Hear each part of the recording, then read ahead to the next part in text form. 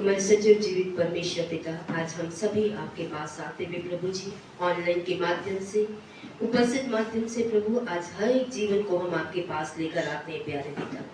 आज हमारी मदद कीजिए प्रभु जी की जैसे हमारे शरीर आप यहाँ तक आए हैं पिता परमेश्वर, हमारे प्राण, हमारी सोचे, हमारा मन भी प्रभु आज आपके पुकारने वाला बने पिता परमेश्वर।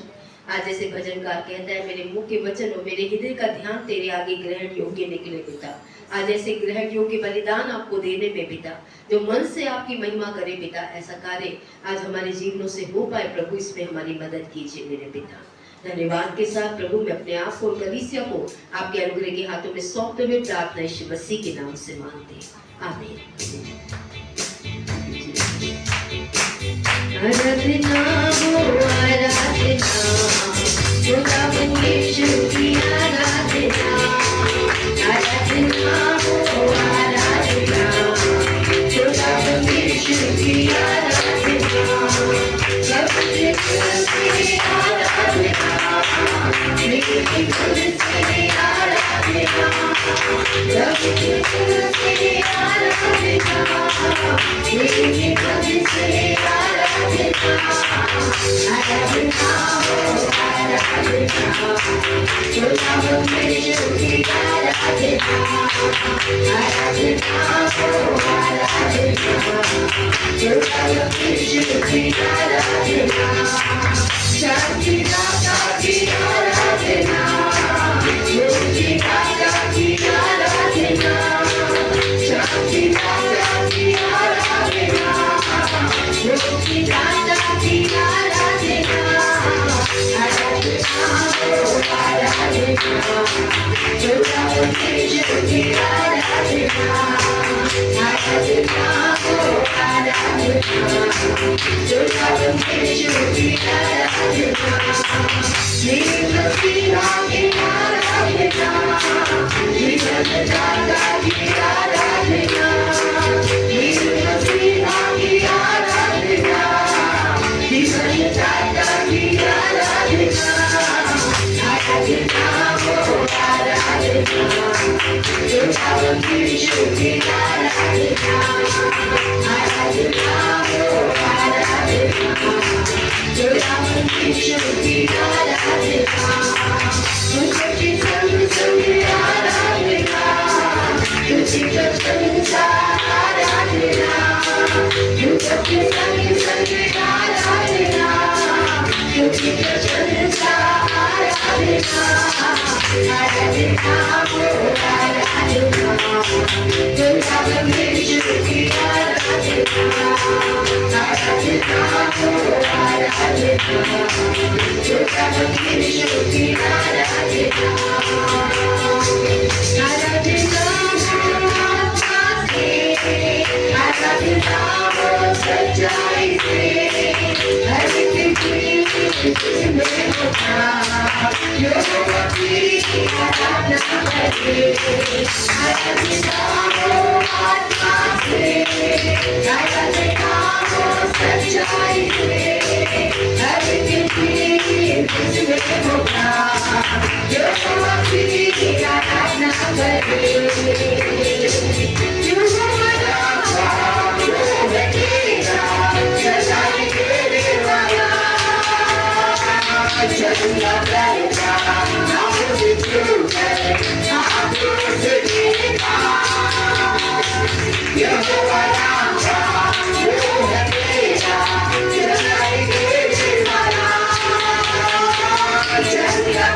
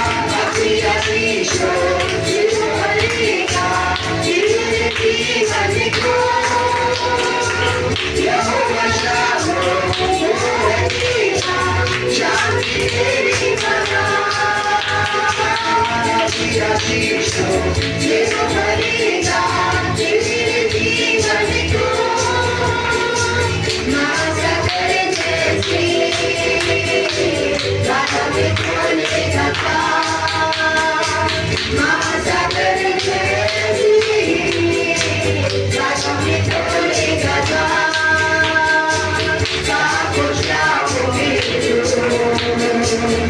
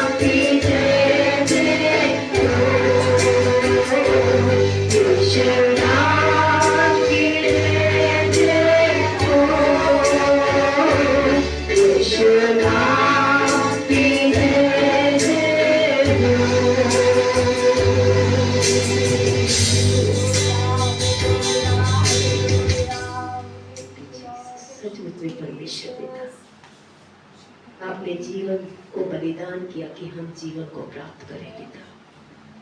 आपने तकलीफें सही ताकि हमारी बीमारियां दूर हो पिता परमेश्वर। आज इस प्रेम की भलाई को प्रभु पवित्र आत्मा हमारे दिलों तक उतारने वाला बने पिता, ताकि हर वो चीज प्रभु, हर वो समस्या, हर वो भार, हर वो बातें पिता जो आज हमें आपके बलिदान की, जो उनके जीवन जीने से रोक देती है मेरे पिता, आज उन्हें हम अपने शरीरों से, अपने मनों से, अपने समर्पणों से हटा सके मेरे पिता। आ जाइए पवित्र आत्मा, आपके पवित्र बलिदान को हमेशा स्मरण रखने में पिता हमारी मदद और सहायता कीजिए पिता। धन्यवाद पिता परमेश्वर। आइए अपने शब्दों में परमेश्वर को धन्यवाद दे इस समय पर कि प्रभु तूने जीवन दिया ताकि मुझे जीवन मिले, तूने दुख सहा ताकि मैं शांति पाऊं परमेश्वर। तेरी ताड़ना मेरी शांति बनी प्रभु, उसके लिए तेरा धन्यवाद देता हूँ। जैसे एक माता पिता दुख उठाते हैं ताकि उनके बच्चे आज सही जीवन, शांति और भरपूरी का जीवन उठा सके, आनंदित रह सके पिता, ऐसे आपने पिता आप किया प्रभु ताकि हम शांति का जीवन जी सके पिता। आज जैसे हम चाहत रखते हैं अपने बच्चों से पिता, आज आप जो हमसे चाहत रखते हैं प्रभु, हम उस चाहत को समझ पाए पिता और अपने मनों को बदल पाए प्रभु, उसमें मदद कीजिए मेरे प्रभु जी। आज ईश्वर पवित्र आत्मा हम सब में और ऑनलाइन के माध्यम से उपस्थित हर एक जीवन में कार्य कीजिए पिता, ताकि हम आपके आगे प्रभु दोषी ना ठहरे मेरे पिता। अजय पवित्र आत्मा हमारे मनों को हर क्षेत्र से हटाइए जो आपको महिमा नहीं देता मेरे प्रभु जी। Thank you. बाइबल लिखा है थैंक्स एंड गिविंग, ठीक है, यानी कि धन्यवाद और देना मिलकर आराधना को पूरा करता है। तो आइए अपने दानों से, अपने विश्वास भेंटों से, अपने दशमांशों से हम परमेश्वर के वचन के अनुसार उसका आदर करें। और आइए बेटी अच्छी के साथ हम प्रार्थना में अगुवाई लेंगे इस समय पर।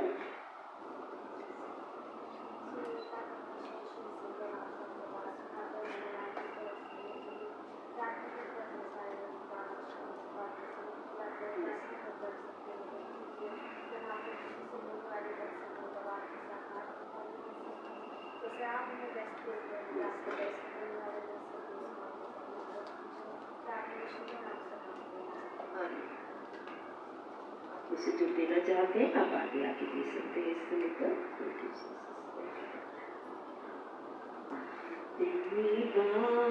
की स्तुति गाऊंगा मेरे यीशु मेरे खुदा, उपकार तेरे बेशुमार, कोटि कोटि स्तुति धन्यवाद। धन्यवाद की स्तुति गाऊंगा मेरे यीशु मेरे खुदा,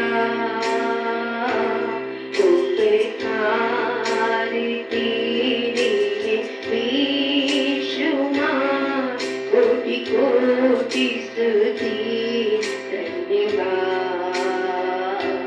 योगिता से बढ़ के दिया है अपनी दया से तूने मुझे, योगिता से बढ़ के दिया है अपनी दया से तूने मुझे, आगे से ज्यादा मिला मुझे, आभारी हो प्रभु आगे से ज्यादा मिला मुझे, आभारी हो प्रभु धन्यवाद की स्तुति गाऊंगा मेरे यीशु मेरे खुदा, उपकार तेरे बेशुमार, कोटि कोटि स्तुति धन्यवाद। धन्यवाद करते हैं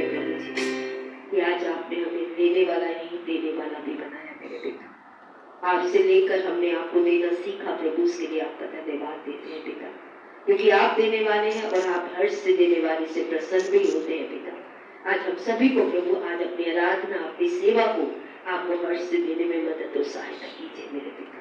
धन्यवाद के साथ ये प्रार्थना यीशु मसीह के नाम से मांगते हैं, आमीन। इस समय संडे स्कूल के बच्चे संडे स्कूल के लिए जाएंगे और 11:45 पे आप वापस आएंगे ताकि आप लोगों को उसमें भी शामिल हो सके।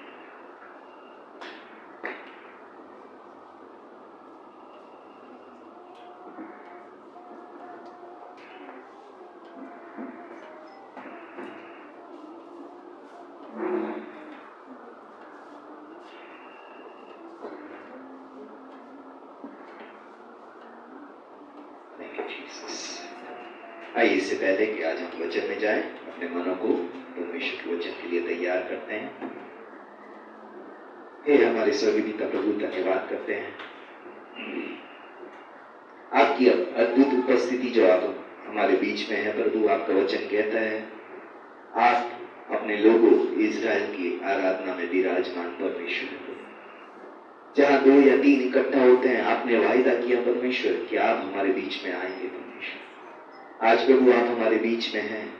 आज प्रार्थना करते प्रभु आपके वचन के लिए प्रभु, आपकी बातों को सुनने के लिए प्रभु। आज हम में से हर एक के कानों को खोलिए यीशु मसीह के नाम से परमेश्वर। आज यीशु मसीह के नाम से प्रार्थना करते प्रभु, हमारी सहायता मदद कीजिए परमेश्वर, कि आज प्रभु हम आपकी आवाज सुनने वाले बन सके, आपकी आवाज पहचानने वाले बन सके। आज प्रभु यीशु मसीह के नाम से आज प्रभु हम आपकी आवाज के पीछे चलने वाली आपकी भेड़ बनने वाले बन सके यीशु मसीह के नाम से। हम धन्यवाद करते हैं, विश्वास करते हैं आपने हमारी प्रार्थना सुनी। आज हर एक मन को प्रभु आज फलदायी होने के लिए अपनी स्तुति आराधना अपनी उपस्थिति में परमेश्वर आज वैसे ही आपके वचन में प्रभु फलदायी होने के लिए आप सहायता मदद कीजिए यीशु मसीह के नाम से। हम धन्यवाद करते हैं, हम विश्वास करते हैं आपने हमारी प्रार्थना सुनी। आप हमारे सोचने समझने और मांगने से कहीं बढ़कर देने वाले परमेश्वर है। विश्वास के साथ धन्यवाद के साथ ये सारी प्रार्थना यीशु मसीह के नाम से मांगते हैं, आमीन आमीन। हम परमेश्वर के वचन जो कि निर्गमन श्रृंखला के 6वें अध्याय पे यानी कि 6वीं बात पे हैं। अभी तक जो हम देख चुके हैं उसमें हमने देखा जब परमेश्वर चुप रहता है तो हमें परमेश्वर पे भरोसा करना है। जब हम परमेश्वर की आवाज नहीं सुन पाते हैं तो हमें परमेश्वर की भलाइयों पे भरोसा करना है। जब परमेश्वर हमसे बात करता है तो हमने देखा था कि हमें ध्यान लगाकर सुनना है और हमें परमेश्वर जो बुलाहट दे रहा है उसके प्रति अपने मनों को तैयार करना है। तीसरा हमने देखा था जब परमेश्वर बोलता है तो हमें उसकी बात मानने के लिए अपने मनों को तैयार करना है।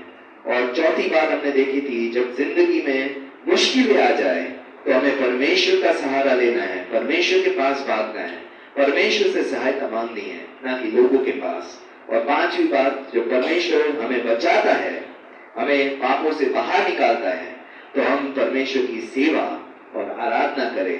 और इसमें हम अभी तक देख चुके थे कि परमेश्वर चाहता है हम उसकी आराधना और सेवा कैसे करें, आनंद और उत्साह के साथ। और इसमें हमने एक्सोडस सीरीज के पूरी सीरीज को हमने जैसे ग्रीन, ब्लैक, रेड और येलो हिस्से में बांटा था, जिसमें ब्लैक का मतलब था कि हम गुलामी में जब पाप के जीवन में जी रहे थे, छुटकारा जो कि लाल कलर से दिखाया गया है, परमेश्वर का सामर्थ, परमेश्वर का लहू हमें छुड़ाता है।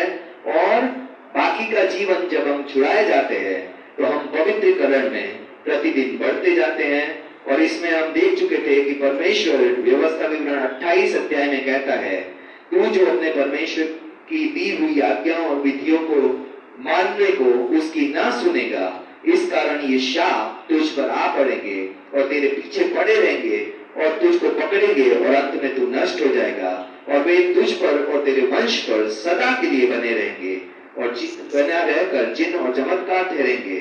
तू जो सब पदार्थ की बहुतायत होने पर भी आनंद और प्रसन्नता के साथ अपने परमेश्वर यहोवा की सेवा नहीं करेगा, इस कारण तुझको भूखा, प्यासा, नंगा और सब पदार्थों से रहित होकर अपने उन शत्रुओं की सेवा करनी पड़ेगी जिन्हें यहोवा तेरे विरुद्ध भेजेगा, और जब तक तू नष्ट न हो जाए तब तक वह तेरी गर्दन पर लोहे का जुआ डाले रखेंगे। और इसमें हमने देखा था कि जब भी एक मसीह व्यक्ति पापों के जीवन से छुड़ाया जाता है, बाकी का जीवन उसको एक चुनाव करना होता है कि मैं परमेश्वर की सेवा, मैं परमेश्वर की आराधना, मैं परमेश्वर की आज्ञा बाकी के जीवन भर मानता रहूंगा। और कैसे मानूंगा वो भी परमेश्वर के वचन में क्लियर था। भजन संहिता 100 अध्याय उसके 2 वचन में लिखा है, आनंद से यहोवा की आराधना करो। आराधना और सेवा इंटरचेंज हो सकता है। आनंद से परमेश्वर की सेवा करो, जय जयकार के साथ उसके सम्मुख आओ, उत्साह के साथ परमेश्वर की सेवा करना है। कुलुस्सियों 3 अध्याय भी हम देख चुके थे, जो कुछ तुम करते हो तन मन से करो, यह समझकर कि मनुष्य के लिए नहीं परंतु प्रभु के लिए करते हो। और हमने देखा था 2 एग्जाम्पल देखा था कि एक औरत थी जिसको जब उसकी शादी हुई तो उसके पति ने लिस्ट थमा दी कि तुझे सुबह से लेकर शाम तक ये सारे काम करने हैं। और उस लिस्ट में काफी सारी चीजें शामिल थी, जिसमें उसको प्रेस करना था, घर की सफाई करनी थी, खाना बनाना था और काफी सारी चीजें शामिल थी। और वो सुबह से शाम तक वो लिस्ट पूरी करते करते जो है तंग आ जाती थी, थक जाती थी, फ्रस्ट्रेट हो जाती थी। और हमने देखा कि एक टाइम आया जब उसका पति मर गया और उसकी दूसरी शादी हुई, जिसने उसका पति उससे बहुत प्यार करता था और उसकी हर एक जरूरतों का ध्यान रखता था और हर बातें उसकी इच्छाओं को भी पूरी करता था। और उसमें हमने देखा कि कई दिनों बाद उसे वो लिस्ट मिली जो उसके पहले पति ने दी थी, और उसने देखा कि उसके नए पति के लिए, दूसरे पति के लिए वो सारी लिस्ट के काम बिना बोले करती है और उससे भी ज्यादा बढ़कर वो करती है। और हमने समझा था कि आज धर्म जो था वो हमारा पहला पति था। धर्म ने हमें लिस्ट थमा दी थी कि ये काम तुम्हें सुबह से लेकर शाम तक करते रहने हैं, तो परमेश्वर तुम्हारी प्रार्थना सुनेगा, तो परमेश्वर तुम्हें ये देगा, तो परमेश्वर तुम्हें वो देगा। और हम लगे पड़े रहते थे और हमें उसमें तंग आ गए थे। और जब हम परमेश्वर यीशु मसीह में आए तो परमेश्वर कोई लिस्ट नहीं देता, लेकिन परमेश्वर हमसे प्यार करता है, परमेश्वर हमारी जरूरतों का ध्यान रखता है, परमेश्वर हमें चंगाई देता है, परमेश्वर हमें हिम्मत देता है, परमेश्वर हमें जीवन जीने की एक नई आशा देता है। और हम आज अगर उस लिस्ट को भी पूरी ना करें जो धार्मिक लोगों ने हमें दी थी, तो हम शायद इस प्रेम को समझ ही नहीं पाए। और हमने देखा था कि परमेश्वर का वचन कहता है, जब तक तुम्हारी धार्मिकता फरीसी सदूकियों की धार्मिकता से बढ़कर नहीं होगी, तुम परमेश्वर के राज्य में प्रवेश नहीं कर सकते। फरीसी सदूकी जीरे और सौंफ का दशमांश देते थे। जीरे और सौंफ का दशमांश देने का मतलब छोटी से छोटी चीजों में दशमांश में ईमानदार थे। और वचन कहता है आज विश्वासी प्रभु ने आकर कहता है दशमांश देने की कोई जरूरत नहीं।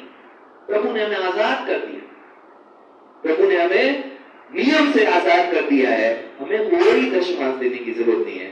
परमेश्वर ने कहा तुम वो भी करते रहते और इसे भी ना छोड़ते।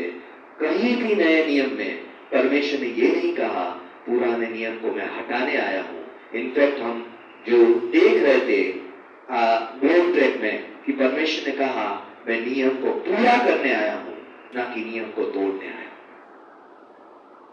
ना प्रभु ने कोई नियम तोड़ा और ना कभी वो कोई विश्वासी को नियम तोड़ना सिखाता।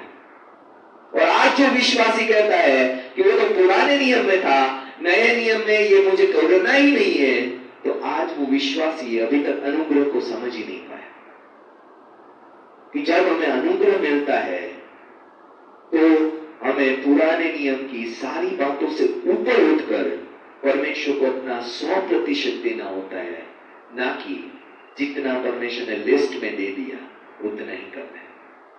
वचन कहता है कि जो नियम है, व्यवस्था है, वो मार डालती है, लेकिन जीवन देती है।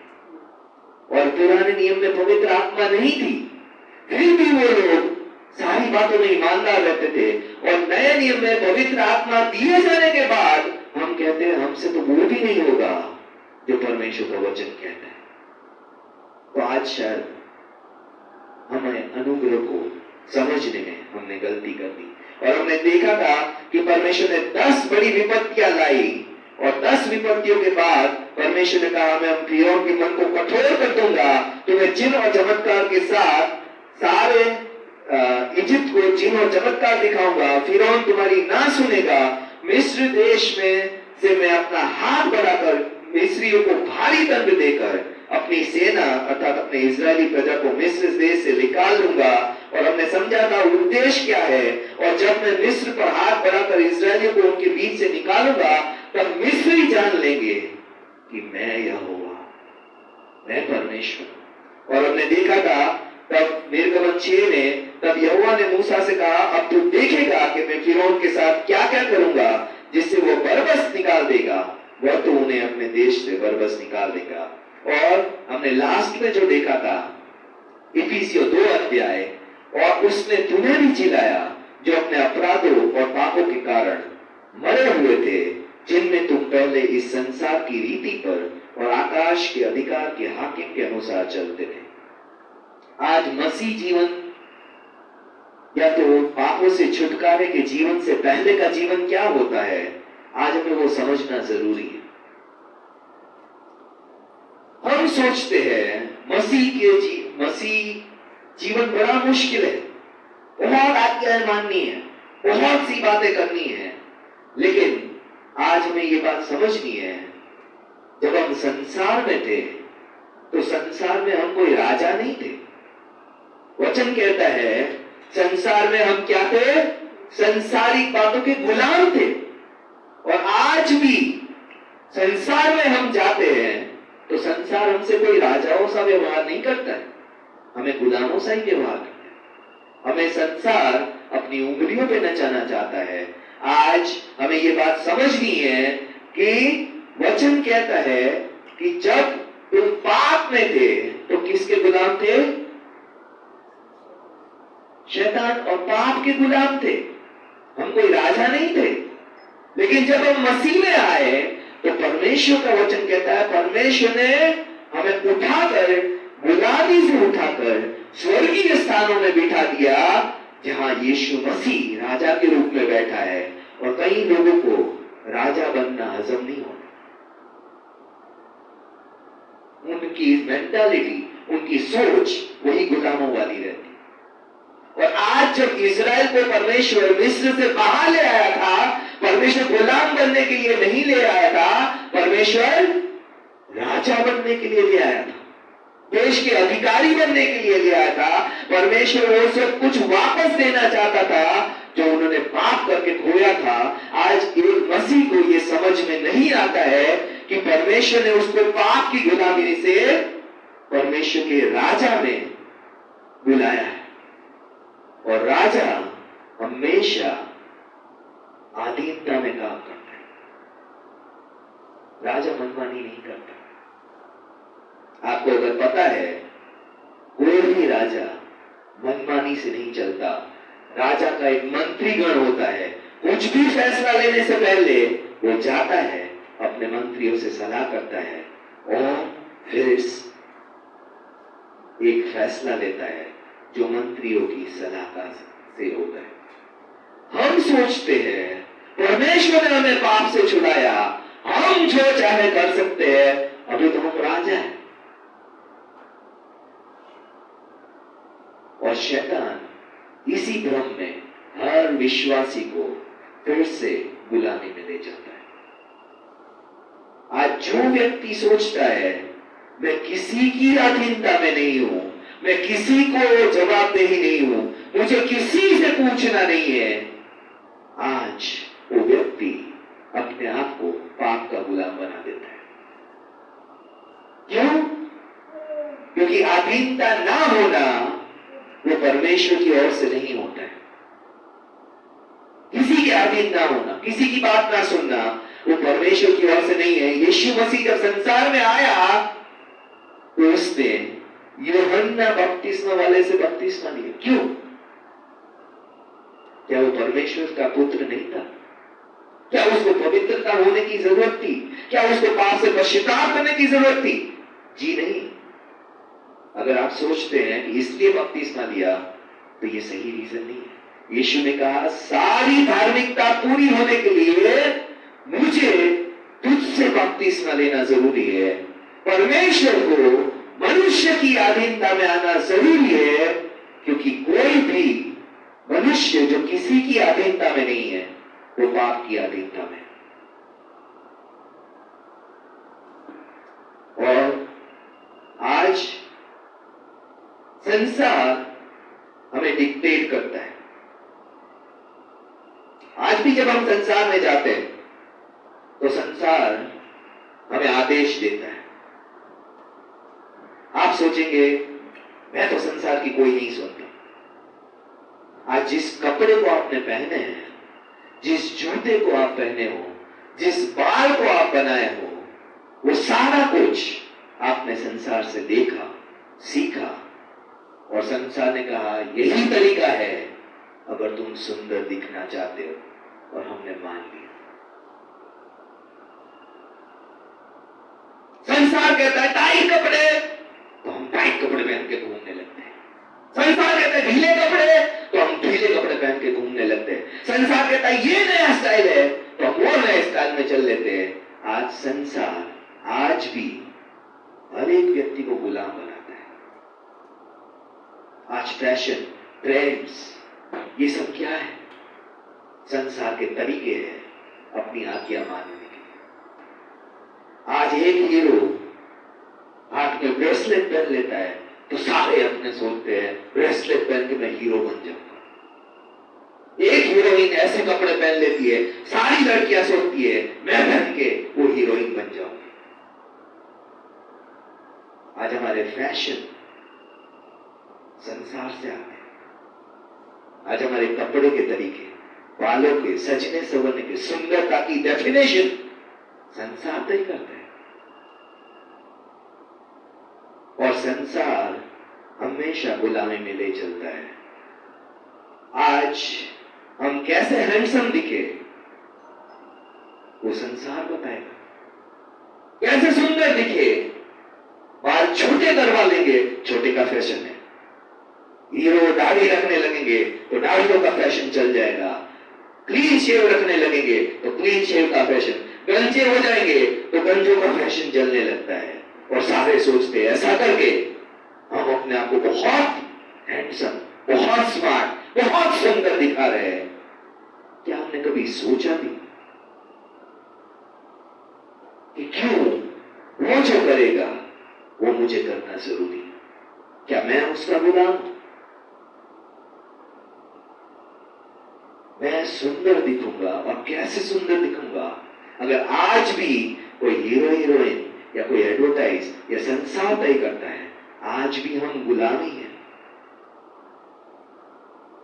आज हर नई फैशन के साथ हमें लगता है हमारे सारे कपड़े कूड़े हो गए, तो आज भी हम संसार के गुलाम हैं।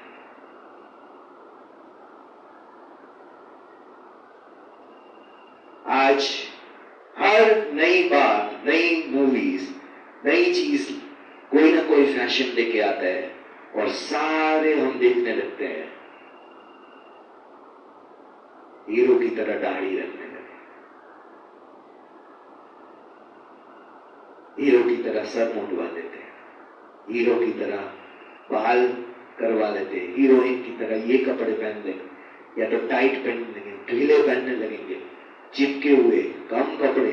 आज कहां से आता है हमारा फैशन सेंस?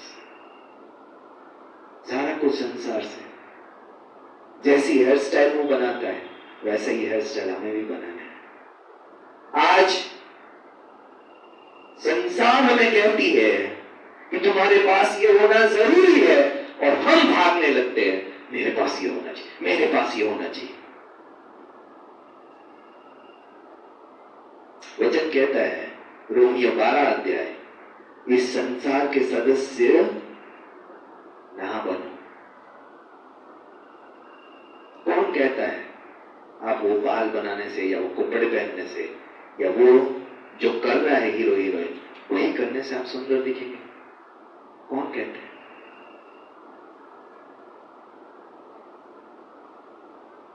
आज वचन कहता है तुम्हारे मन के नए हो जाने से तुम्हारा चाल चलन बदलता जाए और जिससे तुम परमेश्वर की भली भावती और सिद्ध इच्छा अनुभव से मालूम करते रहो। आज अगर आपको सही में अट्रैक्टिव बनना है, सही में आकर्षक बनना है, तो वचन कहता है अपने मन को बदलो, अपनी सोच को बदलो। शरीर को आप नहीं बदलो। आज संसार शरीर को बदलने के लिए दिन रात एक कर रहा है। जो काला है वो गोरा होना चाहता है, जो गोरा है वो गेहुआ होना चाहता है, जो गेहुआ है वो ऐसा होना चाहता है, जो मोटा है वो पतला होना चाहता है, जो पतला है वो मोटा होना चाहता है। आज चलता ही रहता है। और शरीर बदलकर सोच छोड़ते हैं मैं बदल गया, बाल बदलकर सोचते हैं मैं बदल गया, कपड़े बदल के हम सोचते हैं मैं मॉडर्न हो गया। और कोई अपनी सोच पे काम करने की नहीं सोचता, कोई अपने मन पे काम करने की नहीं सोचता। वचन कहता है कई लोग अपनी इच्छाओं के गुलाम हैं। कई लोग हमारे बारे में क्या कहेंगे इसी चीज में गुलाम है।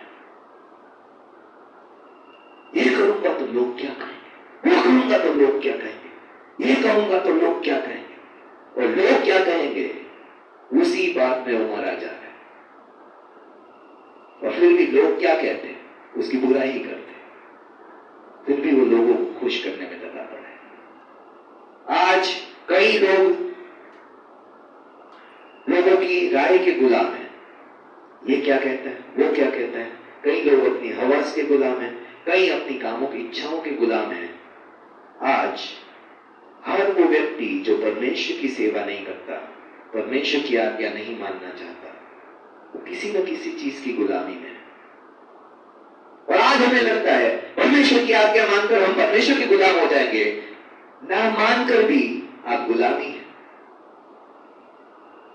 कोई दूसरा शब्द नहीं यूज होता है आपके लिए और मेरे लिए। अगर हम परमेश्वर की नहीं मानेंगे तो भी हम गुलाम हैं। किसके है वो आपको और मुझे तय करना है। आज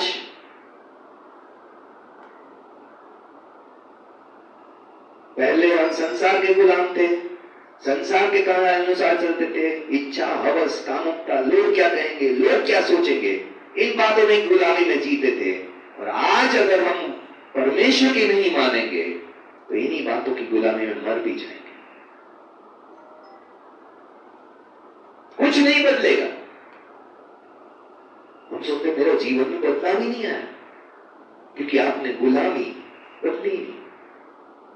मास्टर बदलने से किसकी सेवा करते हो, किसकी इच्छा पूरी करते हो, वह बदलने से सही बदलाव आता है।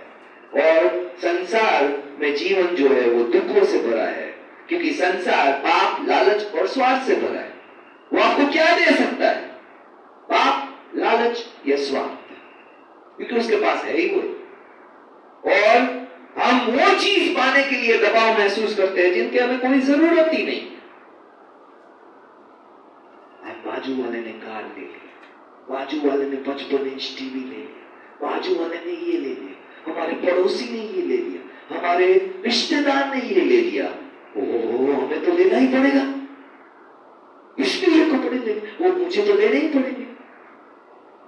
आज हम वो दबाव महसूस करते हैं जिस चीज की हमें जरूरत ही नहीं, और फिर हम लेके उसे स्टोर कर देते हैं, सजा हमारे पास है, हमारे पास है, यूज कोई नहीं हो रहा है। संसार का दबाव आज हम कब तक सहते हैं और क्यों सहते हैं ये हमें तय करना है। एक बार एक बेटा था, वो टीनेजर में पहुंच गया और जैसे छोटे बच्चे होते हैं उनको सारे शॉर्ट्स पहना के घुमाते रहते है ना।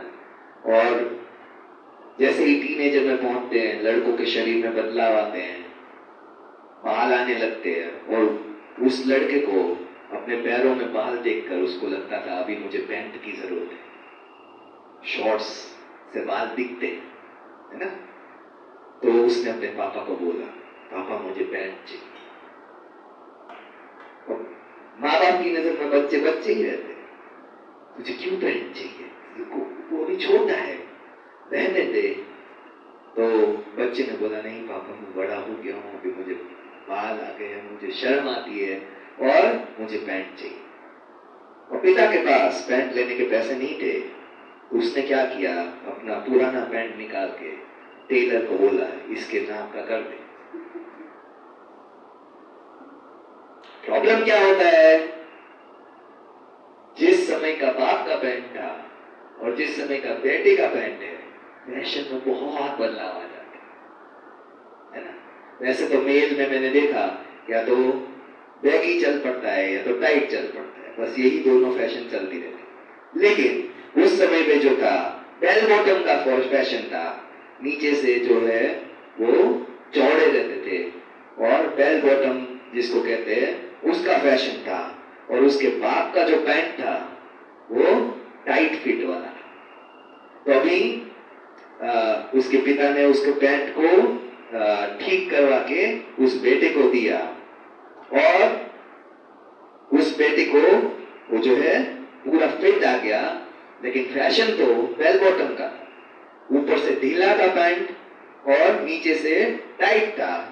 अभी बेटे को बहुत शर्म आ रही थी कि मैं ऐसा पैंट पहन के कैसे स्कूल जाऊं। और फिर पिता ने बोला बेटा पैंट के साथ तुझे शूज ही पहनने पड़ेंगे। तो पिता ने अपने शूज जो थे वो भी निकाल दिए, लेकिन प्रॉब्लम ये थी कि शूज ऑरेंज कलर के थे, और बेटा को जब उसने शूज पहना है, वो बेटा स्कूल नहीं जाना चाहता, क्योंकि उसको लगा सारे मुझ पर हंसेंगे, बेल बॉटम के फैशन में मैं चिपकी हुई पैंट पहन के और उसमें भी ऑरेंज कलर के जूते पहन के मैं स्कूल जा रहा हूं, सारे मुझ पर हंसेंगे। उसने बोला पापा शॉर्ट से ठीक है,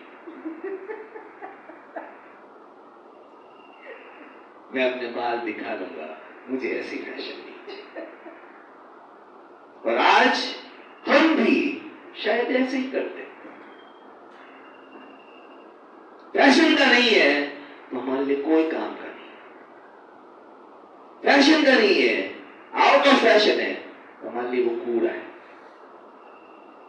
संसार हमें डिक्टेट करता है आज हम क्या कपड़े पहनेंगे, किसके साथ क्या कर पहनेंगे, संसार डिक्टेट करता है।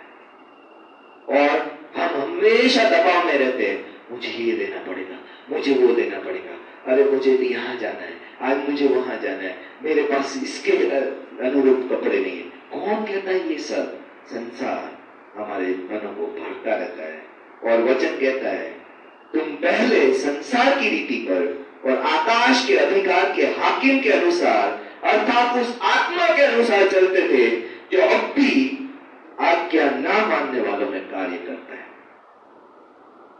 एक बात समझ लीजिए, अगर आप और मैं जिस मोमेंट कहेंगे परमेश्वर की आज्ञा नहीं मानूंगा, हम ऑटोमेटिकली शैतान की गुलामी में आ जाएंगे वापस। क्यों? क्योंकि हम चाहे कितना कह ले मैं मसीह में हूं, मैं मसीह में हूं, मैं मसीह में हूं, आज्ञा अगर हमें परमेश्वर की नहीं माननी है तो हम वापस उसी गुलामी के अंदर आ जाते हैं। वचन कहता है जो आज्ञा ना मानने वालों के जीवनों में कार्य करता है। जितनी बार विश्वासी कहता है मैं आज्ञा ना मानूंगा, उतनी बार वो संसार का, शैतान की गुलामी में वापस जाता है। आज हमें ये बात समझना है,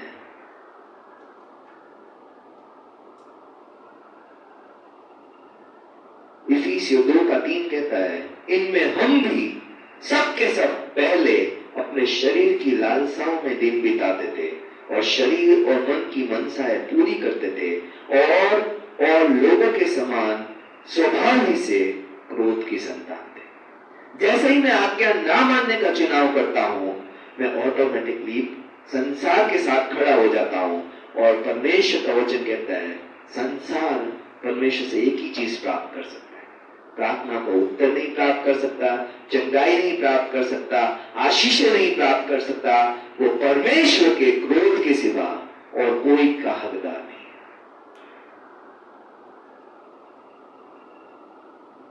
और वचन कहता है हम पहले ऐसे दिन बिताते थे, शरीर की मनसाओं को पूरा करते थे, सुबह से लेकर शाम तक। मेरा आज मन कर रहा है, मेरा आज ये मन कर रहा है, मेरा आज वो मन कर रहा है। और अगर आप विश्वास में आकर भी मन से चलते हैं तो आज भी हम क्रोध के संतान हैं। परमेश्वर आत्मा प्रार्थना का उत्तर क्यों नहीं दे रहा है? क्योंकि आज्ञा नहीं मान रहे। सीधी सी बात है। मेरे पास्टर कहा करते थे अगर तुम्हें परमेश्वर से अपनी मनमानी है तो पहले उसकी मानना सीखो। अगर तुम्हें परमेश्वर से अपनी मनमानी है तो पहले उसकी मानना सीखो। और जब हम कहेंगे ना तेरी नहीं मानेंगे, मैं अपनी मनवाऊंगा, तो हम वापस परमेश्वर के क्रोध की संतान बन जाते। क्या विश्वासी बेबस है संसार की गुलामी करने के लिए? क्या मसीह विश्वासी संसार की गुलामी ना करके जीवन जी सकता है? क्या मसीह के पास कोई चुनाव है? परमेश्वर का वचन कहता है इफिसियों 2:4, परमेश्वर ने जो दया का धनी है अपने बड़े प्रेम के कारण जिससे उसने हमें प्रेम किया है, हम अपराधों के कारण मरे हुए थे तो हमें मसीह के साथ जिलाया, अनुग्रह ही से तुम्हारा उद्धार हुआ है और मसीह यीशु में उसके साथ उठाया और स्वर्गीय स्थानों में उसके साथ बिठा दिया। जब जब हम आज्ञा मानने का चुनाव करते हैं, परमेश्वर हमें पापों के स्थान से उठाकर स्वर्गीय स्थानों में बिठा देता है।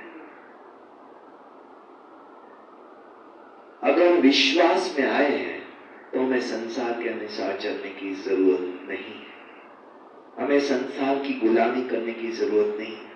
हमें हर एक को खुश करते रहने की जरूरत नहीं है। हमें सिर्फ एक ही को खुश करना है। वचन कहता है जो हमारा मालिक है, अगर वो खुश हो गया तो वो दुश्मन के सामने भी हमारे लिए मेज बिछा सकता है। वो हमारे दुश्मनों से भरी हुई जगह पे हमारे लिए सम्मान का स्थान तैयार कर सकता है। लेकिन अगर उसको खुश नहीं किया तो आज कितने भी लोगों को खुश कर लो, आपका और मेरा कुछ नहीं होने वाला। आप और मैं क्या सोचते हैं? संसार आपसे और मुझसे खुश हो जाएगा अगर संसार के फैशन से चलोगे। कितनों को लगता है संसार को खुश किया जा सकता है संसार के अनुसार चल के?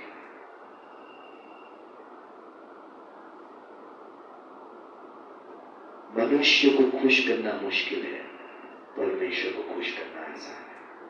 आज्ञा मानो, परमेश्वर खुश है।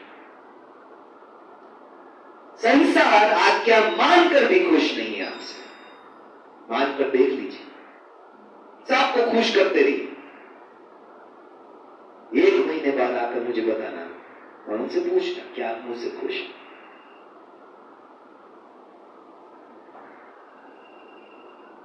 इंसान को खुश करना इम्पॉसिबल है क्योंकि परमेश्वर भी नहीं कर पाया।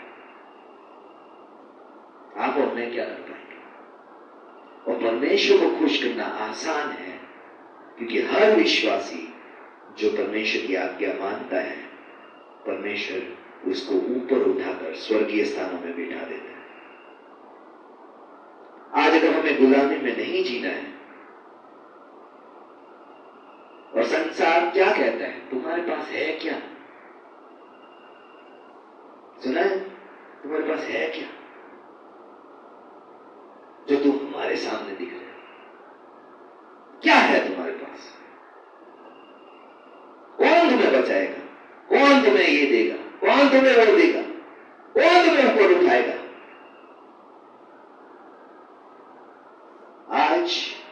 दुनिया की गुलामी ना करके हम उस परमेश्वर की सेवा करें जो हमसे प्यार करता है।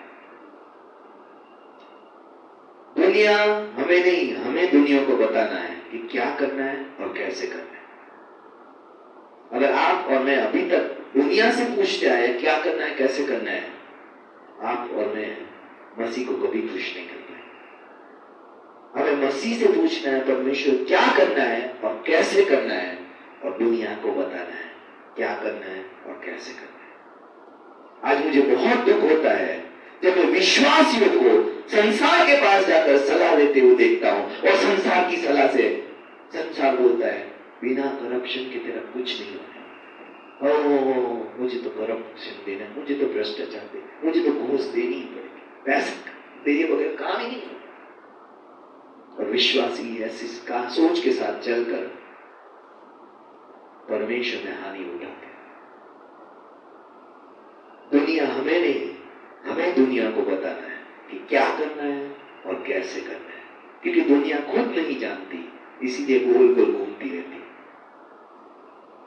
हर फैशन आप देखोगे रिपीट होता है। टाइट का फैशन, ढीले का फैशन, टाइट का फैशन, ढीले का, टाइट का फैशन, ढीले का फैशन। इसका मतलब उनको पता ही नहीं। आज पुरानी मूवीज देख के हम सोचते हैं अरे इसका तो फैशन अभी चल रहा है, इस हेयर स्टाइल का फैशन अभी वापस आ गया, इस हेयर स्टाइल का फैशन चला गया। आज संसार गोल गोल घूमता रहता है, उनको पता ही नहीं है क्या दुनिया उदास है क्योंकि उनके पास कोई आशा नहीं है। लेकिन हम मसीह खुश रहकर परमेश्वर की सेवा कर सकते हैं, चाहे हमारे पास कुछ हो ना। दुनिया की गुलामी ना करके हम उस परमेश्वर की सेवा करें जो हमसे प्यार करता है। दुनिया को हम बताएंगे कि क्या करना है कैसा करना है। दुनिया हमसे कहती है तुम्हारे पास कोई उम्मीद, कोई आशा, कोई पहचान, कोई ताकत नहीं है, और हम कहते हैं मसीह ही हमारी उम्मीद, हमारी आशा, हमारी पहचान और हमारी ताकत है। आज मेरे पास दिखाने के लिए, संसार को दिखाने के लिए शायद कुछ ना हो, लेकिन पतरस ने कहा सोना चांदी हमारे पास नहीं है, जो हमारे पास है उस नाम से कहते तू उठ के खड़ा हो जा। और उस लंगड़े को, उस अपाहिज को सोने चांदी की जरूरत नहीं थी, क्योंकि सोना चांदी उसके जीवन को नहीं बदलने वाला था। आज जो हमारे पास है वो संसार को बदल सकता है।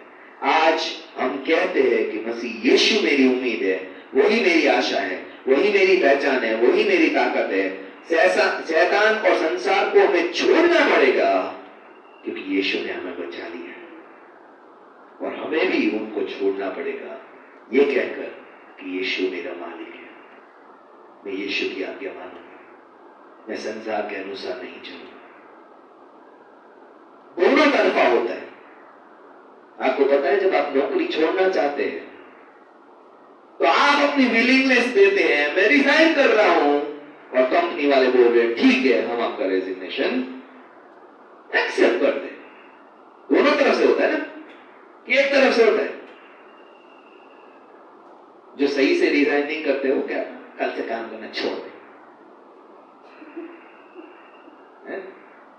और फिर मुंह नहीं दिखा सकते वहां पे जाके।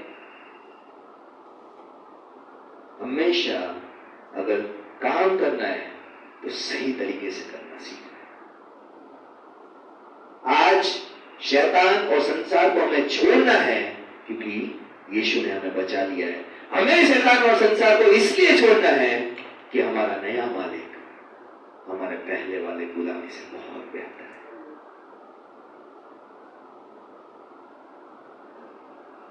मत्ती 14:28 में पतरस ने उसको उत्तर दिया, प्रभु यदि तू है तो मुझे अपने पास पानी पर चलकर आने की आज्ञा दे।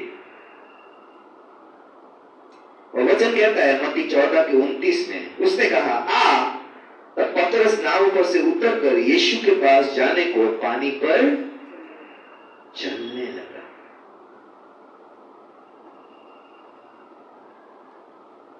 आप आपको और मुझे इस संसार की नाव से बाहर आकर विश्वास के जीवन में चलना ही होगा। संसार कहता है इम्पॉसिबल है, परमेश्वर हमें बुलाता है आ और वो चलेंगे। सारे याद करते हैं पतरस डूब गया, मैं परमेश्वर का धन्यवाद करता हूं वो पानी पे चला और तब तक चलता रहा। वचन क्या कहता है 30 अध्याय, हवा को देखकर डर गया और जब डूबने लगा तो चिल्लाकर कहा हे प्रभु मुझे बचा। पतरस ने पहले अपनी नजर यीशु से हटाई, लेकिन यीशु ने अपनी नजर पतरस से नहीं हटाई थी।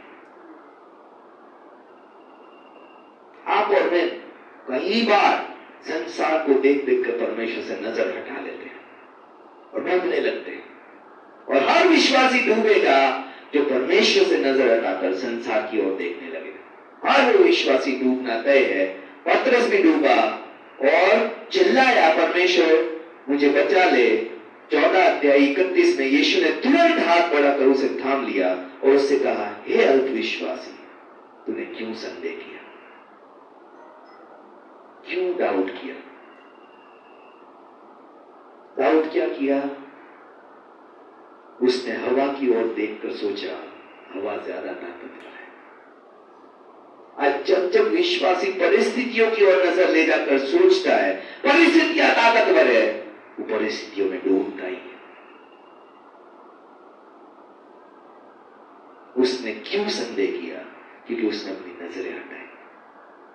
आज जब तक हमारी नजरें यीशु मसीह पर है, हमें विश्वास के जीवन में कोई डुबा नहीं सकता। लेकिन अगर हमने अपनी परिस्थितियों पे नजर हटाई, यीशु से नजर हटाकर परिस्थितियों पे लगाई, तो हमारा डूबना तय है। वेदवचन 7 अध्याय 4 वचन कहता है फिरौन तुम्हारी ना सुनेगा, मैं मिस्र देश पर अपना हाथ बढ़ाकर मिस्रियों को भारी दंड देकर अपनी सेना अर्थात अपनी इजरायली प्रजा को मिस्र देश से निकालूंगा। तब यहोवा ने उत्पत्ति 15:13 में कहता है यहोवा ने अब्राहम से कहा ये निश्चय जान ले कि तेरे वंश पराये देश में परदेशी होकर रहेंगे और उसके देश के लोग के दास हो जाएंगे और वे उनको 400 वर्ष तक दुख देंगे। कभी आपने सोचा कि परमेश्वर ने इस्राएल को गुलामी में जाने क्यों दिया? मुझे नहीं पता आपको किसी ने ये सवाल पूछा कि नहीं पूछा। अगर परमेश्वर चाहता था कि तुम मसीह पर विश्वास करो तो तुम क्रिश्चियन फैमिली में क्यों नहीं बॉर्न हुए? किसी ने पूछा? क्या आपने पूछा कि अगर चाहता था यीशु कि मैं यीशु पर विश्वास करूं तो मेरा मसीह परिवार क्यों नहीं, मेरा परिवार विश्वास में क्यों नहीं आया? क्यों परमेश्वर ने गुलामी में जाने दिया और फिर गुलामी से बाहर निकाला? कभी किसी ने पूछा? जरूरी है पूछना। परमेश्वर ने अब्राहम को कह दिया था कि तेरा वंश परदेशी होकर देश में रहेगा और उस देश के लोगों का दास हो जाएगा और वे उनको 400 वर्ष तक दुख देंगे। और 15:14 में फिर जिस देश के वे दास हो जाएंगे उसको मैं दंड दूंगा और उसके पश्चात में वे बड़ा धन वहां से लेकर निकाल आएंगे। मैं जो विश्वास करता हूं इजिप्ट जो था उसमें ये एक बात बहुत अच्छी थी, वो अपने वर्करों से डिसिप्लिन तरीके से काम लेना जानता था, अनुशासन से काम लेता था।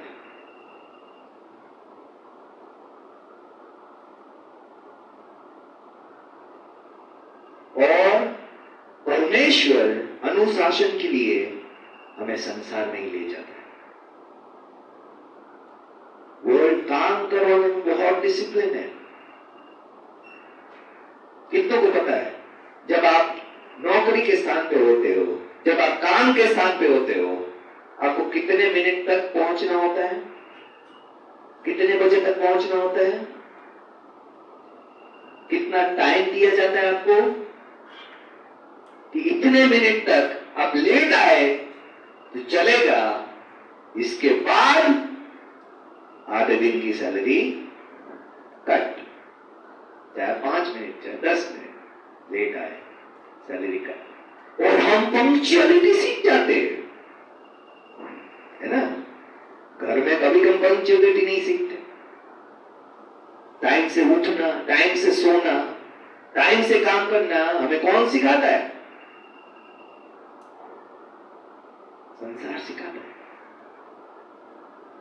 आज मेरी बेटी के स्कूल में जब उन्होंने बोल दिया 7:50 का टाइम है, 8 बजे तक गेट खुला रहेगा, 8:01 पे आपको एंट्री, बच्चे को वापस ले जाना। और हम डिसिप्लिन सीखते हैं। और मैं देखता हूं सरकारी स्कूलों में जब भी बच्चा आ जाए ले लेते उसको। 8:30 का टाइम है, 9 बजे आ रहा है, टहलता आ जाओ। क्या वो बच्चा डिसिप्लिन सीखे? आज परमेश्वर हमें डिसिप्लिन सिखाने के लिए संसार में ले जाता है, ताकि जब हम उसकी सेवा करें, परमेश्वर ऑर्डर का परमेश्वर है। परमेश्वर चाहता है डिसिप्लिन तरीके से सेवा करें, मन मर्जी की सेवा नहीं। जब मन किया टहलते टहलते आ गए, जैसे बाल है, जैसे कपड़े हैं, है ना। ऑफिस में जाते हैं, घुसते पहले ही 10 लोग बोल देते हैं, बाल बना के नहीं है, कैसे कपड़े पहन के आई, घर से उठ के आ गई, सोई नहीं, नहाई नहीं। हमें बड़ा बुरा लग जाता। और हम सीखते कैसे अपने आप को तैयार करके समय पे लेकर वहां पे ले जाना। आज मैं मसीह लोगों को देखता हूं, जब वो ऑफिस जा रहे होते हैं ऐसे अप टू डेट होके जाते हैं, और वहीं जब कलीसिया में आते हैं ऐसे आ जाते हैं जैसे उठ के अभी आते हैं। क्यों? क्योंकि संसार में डिसिप्लिन सिखाता है, हमें ताड़ना देता है। और आज परमेश्वर चाहता है कि उसकी लोग उसकी सेवा करें, लेकिन संसार से डिसिप्लिन सीखे, काम करने का तरीका सीखे। और आज हमें सीखना है कि परमेश्वर की सेवा अगर करनी है तो डिसिप्लिन तरीके से करनी है। कैसे भी उठ के, कभी भी उठ के, जब मन मर्जी कर ली, ऐसा नहीं। आज जब परमेश्वर हमें सिखाता है, संसार में ले जाता है, इसलिए मैं विश्वास करता हूं हर मसीह व्यक्ति को संसार में काम करना चाहिए। तभी आप सही से काम करने का तरीका सीख पाओ। परमेश्वर अनुग्रह देता है तो हम तो फैल जाते हैं।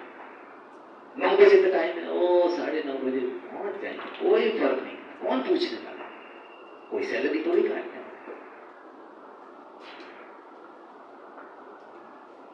कपड़े पहने कोई फर्क नहीं, वही भी पहन लो, चलते। बाल बनाए नहीं बनाए, चलते। नहाए नहीं, धोए नहीं, चलते। आज संसार हमें सिखाता है ऐसे नहीं चलता है। आपको जाना है और सही तरीके से तैयार होकर समय पे पहुंचना है और समय से अपना काम शुरू कर देना है।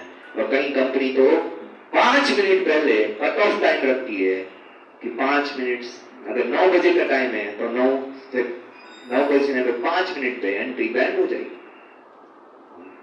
बड़ा फटाफट सीख जाते हैं कैसे टाइम पे पहुंचना। आज परमेश्वर हमें डिसिप्लिन के लिए संसार के पास ले जाता है, ताकि हम डिसिप्लिन सीखकर डिसिप्लिन तरीके से परमेश्वर की सेवा करें। आज हमें परमेश्वर से समझना है। पहला चीज हमने जो सीखा, संसार के सदस्य न बनकर परमेश्वर चाहता है हमारे मन के विचारों के नए हो जाने से हमारा चाल चलन बदलता जाए। और दूसरी बात, परमेश्वर हमें संसार में ले जाकर डिसिप्लिन सिखाता है, ताकि हम सेवा, आराधना और जो कुछ करें परमेश्वर से डिसिप्लिन तरीके से करें, प्रेजेंटेबल होकर करें, ऐसे ही उठ कर ना चले। संसार सिखाता है और परमेश्वर भेजता है हर विश्वासी को संसार में कि संसार से सीखे कैसे डिसिप्लिन और समय से काम करना है। आज हम दोनों बातों में परमेश्वर से प्रार्थना करेंगे, परमेश्वर हमारी सहायता करे कि हम इन दोनों बातों में सही होने वाले बन सके। पहली बात, हमें दुनिया की गुलामी या संसार की गुलामी या फैशन की गुलाम नहीं बनना है, परमेश्वर की आज्ञाकारिता में चलना है। और दूसरी बात, हमें संसार से डिसिप्लिन तरीके से काम करना, एक अनुशासित तरीके से काम करना सीखना है। आज अगर इस समय हम अपने आप को परमेश्वर के सामने झुकाकर मनों को तैयार करते हुए प्रार्थना करें, परमेश्वर क्या आज मैं तेरी आज्ञाकारिता मानना सीख चुका हूं या अभी भी संसारिक बातों की गुलामी में, संसार के तौर तरीकों की गुलामी में चलता हूं। आज अपने आप से पूछे, क्योंकि हमने देखा जो बार, जितनी बार हम परमेश्वर की आज्ञा का उल्लंघन करते हैं, हम वापस पाप की गुलामी में पहुंच जाते हैं। क्या आज हमने परमेश्वर की आज्ञा को तोड़ा? और परमेश्वर का वचन कहता है, शैतानी ताकतें हर उस जीवन में काम करती है जो परमेश्वर की आज्ञा ना मानने का चुनाव करता है। अगर आज हम अपने जीवन में शैतानी ताकतों को काम करते हुए देख पा रहे हैं और परमेश्वर से कहते हैं, परमेश्वर आज मैं नहीं चाहता कि शैतानी ताकतें मेरे जीवन का, मेरे परिवार का, मेरे फाइनेंस का, मेरे आज रिश्तों का नाश करे। परमेश्वर मैं वापस लौटना चाहता हूं आज्ञाकारिता में, जहां तेरी सुरक्षा है। अगर आप देख पा रहे हैं अपने जीवन में शैतानी ताकतों को काम करते हुए, नाश करते हुए, और आप परमेश्वर से कहना चाहते हैं, प्रभु मैं आज तेरी आज्ञाकारिता की सुरक्षा में वापस लौटना चाहता हूं, तो इस समय आप अपने स्थानों पर खड़े हो सकते हैं। परमेश्वर से कहे, प्रभु मैं तेरी आज्ञा मानने का चुनाव करता हूं। प्रभु आज प्रभु मैं तेरी आज्ञाकारिता की सुरक्षा में वापस लौटना चाहता हूं। परमेश्वर हर बार आज्ञा तोड़कर प्रभु मैंने संसार की गुलामी की, लोगों को खुश करने की कोशिश की, आज मैं विफल रहा। आज मेरी सहायता कर। आज प्रभु को परमेश्वर का वचन जैसे हमने देखा संसार में ले जाकर हमें अनुशासित करता है। आज अगर हमारे जीवन में अभी भी अनुशासन नहीं आया, परमेश्वर से कहे, प्रभु तू मेरी सहायता कर कि मैं संसार में रहकर अनुशासन सीख सकूं, प्रभु डिसिप्लिन सीख सकूं। परमेश्वर मेरे सही जीवन जीने का तरीका सीख सकूं, सही जीवन प्रभु, सही समय पे उठना, सही समय पे सोना, सही समय पे खाना, सही तरीके से तैयार होकर सही समय पे पहुंचना। प्रभु आज मुझे सिखा। और आज हम में से जितने भी इस क्षेत्र में संघर्ष कर रहे हैं, परमेश्वर उनके जीवनों से बात कर रहा है, तो इस समय आप अपने स्थानों पे खड़े हो सकते हैं। और आप अगर पहले से ही खड़े हैं और परमेश्वर आपसे इस क्षेत्र में भी बात कर रहा है, तो आज परमेश्वर ने कहे, हाथ उठाकर प्रभु मेरी सहायता कर कि मैं प्रभु अनुशासन सीख सकूं संसार में जाकर। आज प्रभु अपनी नौकरी के स्थान पर, आज प्रभु अपने बिजनेस के स्थान पर, आज प्रभु अपने इनकम के सोर्स के स्थान पर जाकर मैं अनुशासित जीवन जीना सीख सकूं। परमेश्वर आज प्रार्थना मांगे, परमेश्वर की सहायता मांगे कि प्रभु मैं तेरी सेवा अनुशासन से बढ़कर डिसिप्लिन तरीके से करने वाला बन सकूं।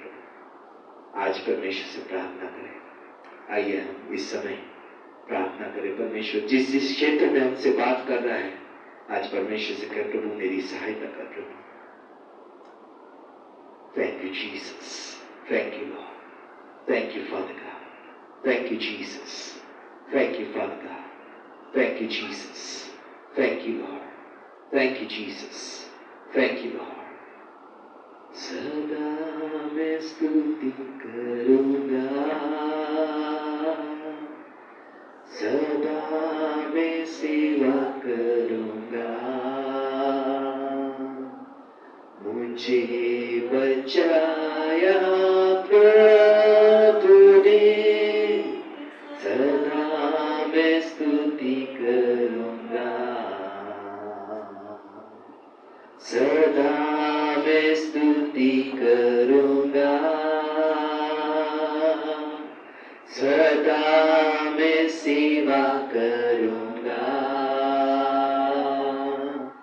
मुझे बचाया प्रभु ने, सदा मैं स्तुति करूंगा। ईश्वर की पिता प्रभु, आज मेरे परिवार की, इस कलीसिया के हर विश्वासी की प्रभु सहायता करें परमेश्वर। जितने आपकी उपस्थिति में खड़े हैं परमेश्वर, आज प्रभु हम आपकी सेवा करना, प्रभु आपकी आज्ञा मानने का चुनाव कर सके परमेश्वर। आज प्रभु संसार की गुलामी में से उठकर प्रभु आज आपके स्वर्गीय स्थानों पे एक राजा की तरह प्रभु आज्ञाकारिता के द्वारा बैठने वाले बन सके प्रभु। आप प्रभु हर आज्ञा मानने वाले को ऊपर उठाने वाले परमेश्वर प्रभु। आज जहां जहां हम आज्ञा मानने में प्रभु विफल हो रहे हैं, आज मेरे परिवार की, इस कलीसिया के हर एक जीवन की सहायता कीजिए परमेश्वर, कि हम आज्ञाकारिता में आज दृढ़ होने वाले बन सके, मजबूत होने वाले बन सके, बेहतर होने वाले बन सके प्रभु। और आज आपके साथ प्रभु स्वर्गीय स्थानों में ऊपर की ओर प्रभु, आज प्रभु राज्य सन के साथ प्रभु, सामर्थ के साथ, ताकत के साथ प्रभु, आज आपकी अनुग्रह के साथ प्रभु हम परिस्थितियों पे शासन करना सीख सके प्रभु। हम धन्यवाद करते हैं, हम विश्वास करते हैं प्रभु, आज हमारी सहायता मदद कीजिए। आज प्रभु जहां जहां प्रभु हम अनुशासित नहीं है, डिसिप्लिन नहीं है प्रभु, सोने का समय, उठने का समय, खाने का समय, आज प्रभु हमारे जीवन में सही समय से काम करना हमें नहीं आया, आज प्रभु हमारी सहायता कीजिए। आज प्रभु कामों के स्थान के द्वारा, आज प्रभु हमारी नौकरियों के स्थान पे, आज प्रभु हमारे बिजनेस के स्थान पे, हमारे सोर्स ऑफ इनकम के स्थान पे, आज हम अनुशासन सीखने वाले बन सके। बच्चे जो पढ़ाई करते हैं अपने स्कूल के स्थान पे प्रभु, वो अनुशासन, वो अधीनता रहना सीख सके परमेश्वर। आज हमारी सहायता कीजिए प्रभु, कि आप जो हमें संसार में सिखाना चाहते हैं परमेश्वर, ताकि हम आपकी सेवा अनुशासन से कर सके प्रभु, डिसिप्लिन से कर सके प्रभु, वो सीखने वाले बन सके प्रभु। आज हमारे चरित्रों को, हमारे व्यवहारों को, हमारी सोचों को बदलिए परमेश्वर। आज प्रभु हम संसारिक तरीके से नहीं परमेश्वर, आपके तरीके से प्रभु आज संसार में जीने वाले बन सके, अपने परिवार में जीने वाले बन सके, अपने काम के स्थान पे जीने वाले बन सके प्रभु। आज प्रभु सहायता कीजिए कि आज संसार हमें नहीं, हम संसार को प्रभु कैसे और कब और क्या करना है वो सिखाने वाले बन सके परमेश्वर। हम धन्यवाद करते हैं, विश्वास करते हैं आपने हमारी प्रार्थना सुनी। आप हमारे सोचने, समझने और मानने से कहीं बढ़कर देने वाले परमेश्वर हैं। विश्वास के साथ ये सारी प्रार्थना यीशु मसीह के नाम से मांगते हैं, आमीन। आप इसमें बैठ सकते हैं। एक बार फिर से विक्ट्री फैमिली सेंटर कलीसिया में आप सभी लोगों का स्वागत करते हैं। इस समय ऑनलाइन के माध्यम से आप जो हमारे साथ हैं, हम आपका भी स्वागत करते हैं। परमेश्वर आपको आशीष दे। इसी तरीके से हर संडे 10 बजे, 10:30 बजे आप हमारे साथ जुड़ते रहें। God bless you. जय मसीह।